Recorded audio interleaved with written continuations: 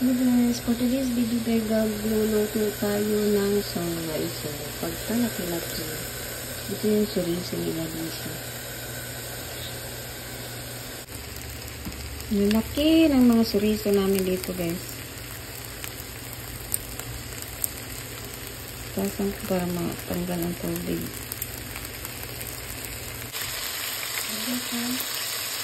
Laki ng mga chorizo nila dito, parang nakakasawa kainin kasi ang laki sa tingin ko, nakakasawa talaga itong kainin.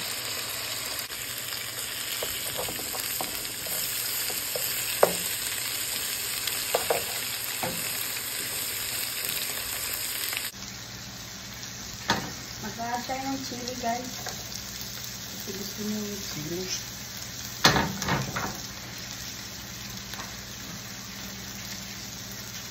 Buktarin muna natin ito.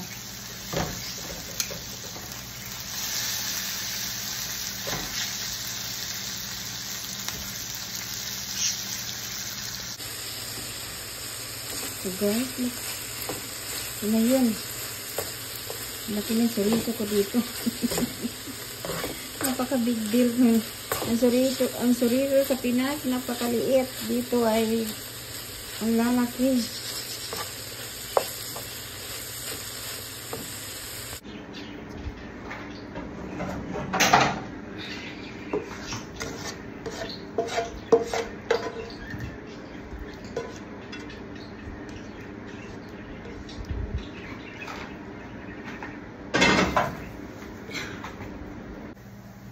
Okay guys, ready to serve ang aking fried rice.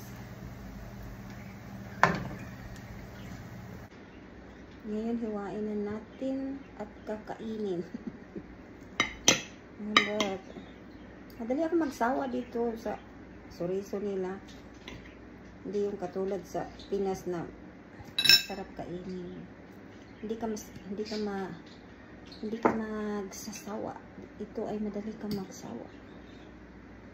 Parang ko. Hindi giniling ginagamit nila yung tinadtad.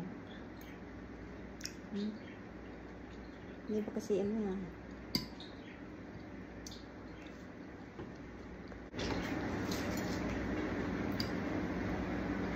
Hindi masarap guys. Hindi siya masarap. Mas masarap yung nasa Pinas.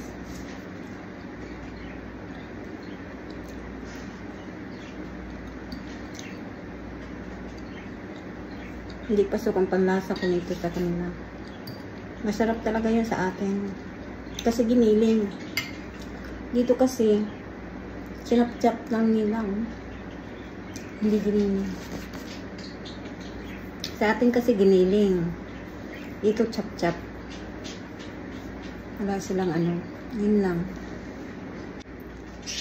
So guys, ang chorizo nila dito ay kakaiba sa atin sa Pilipinas.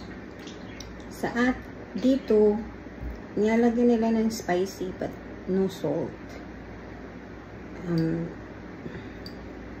Nilalagyan na nila ng pang ano, I think chili powder, mga capsicum.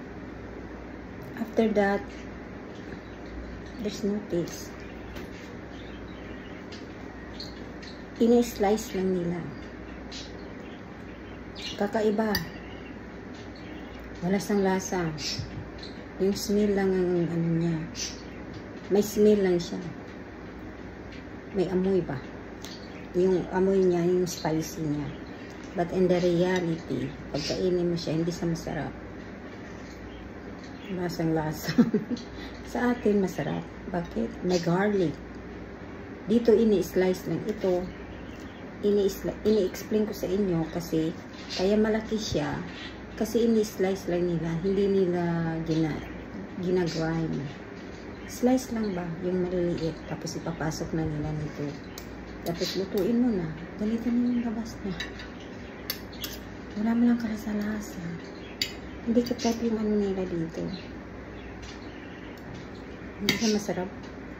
Sa totoo lang. Masarap lang siya tingnan pero kainin mo siya hindi siya masarap. Thank you for watching.